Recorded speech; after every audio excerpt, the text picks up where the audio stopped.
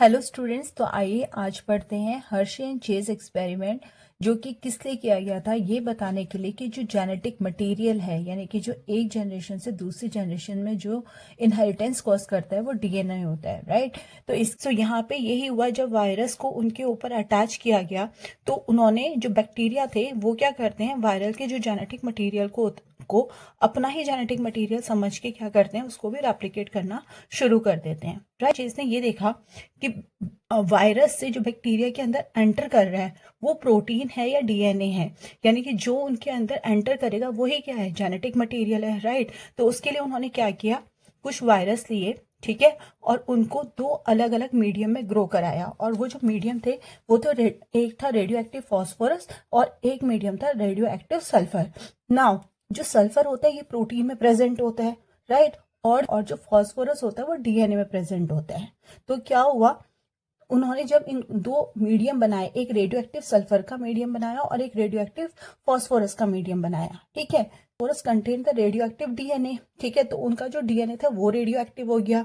जो phosphorus radio active phosphorus वाले medium में ग्रो कर रहे थे, बट उनका जो प्रोटीन है वो रेडियो एक्टिव नहीं हुआ, क्योंकि डीएनए में प्रोटीन नहीं होता है। उसी तरह से जो वायरस को उन्होंने रेडियो एक्टिव सल्फर में ग्रो करवाया, उसमें क्या हुआ, उनका जो प्रोटीन था वो रेडियो एक्टिव हो गया, लेकिन डीएनए रेडियो एक्टिव नहीं हुआ, क्योंकि डीएनए में सल्फर नहीं होता है वो।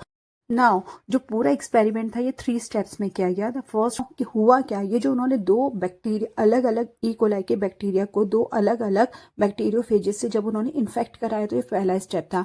अब इन्फेक्ट कराया तो यानी कि जो बैक्टीरियोफेज है उनका जेनेटिक मटेरियल इन बैक्टीरिया में भी आ जाएगा, ठीक है। अब जब उसमें आ गया, वो इन्फेक्ट हो गए, सेकंड स्टेप था ब्लेंडिंग, जिसमें उन्होंने क्या किया, जो वायरल कोट है और जो बैक्टीरिया है वो दोनों सेपरेट हो जाए। उसके बाद क्या हुआ, जब ये दोनों सेपरेट हो गए, ठीक है, तो उन्होंने क्या किया, सेंट्रीफ्यूगेशन, जब सल्फर वाला जो रेडियो एक्टिव सल्फर जिसमें था, जब उसको सेंट्रीफ्यूज कराया गया तो ये देखा गया कि उसमें कोई रेडियो एक्टिव सल्फर है ही नहीं। अगर ये यहाँ से यहाँ पे पास हुआ है तो इसमें तो रेडियो एक्टिव सल्फर थे, यानी कि वो इसमें भी पाए जाने चाहिए थे, इसमें भी आना चाहिए था, इसमें भी इनहेरिट होना चाहिए था, बट ऐसा नहीं हुआ, ठीक है। तो इससे क्या पता चला कि रेडियो एक्टिव जो सल्फर है वो ऊपर रह गया, यानी कि वो बैक्टीरियोफेजिस में था, वो बैक्टीरियोफेजिस में ही रह गया, राइट। वो नीचे आया ही नहीं, वो मतलब बैक्टीरिया में ट्रांसफर ही नहीं हुआ। और इसमें क्या देखा गया कि जो रेडियो एक्टिव फॉस्फोरस था वो सुपरनेटेंट में ना मिलके जो नीचे है, प्रेसिपिटेट है, वहां पे कलेक्ट हुआ है, ठीक है। तो इससे क्या पता चला कि जो उसके अंदर रेडियो एक्टिव डीएनए थे वो बैक्टीरियोफेजिस से कहाँ पे ट्रांसफर हो गए, बैक्टीरिया के अंदर आ गए हैं, ठीक है।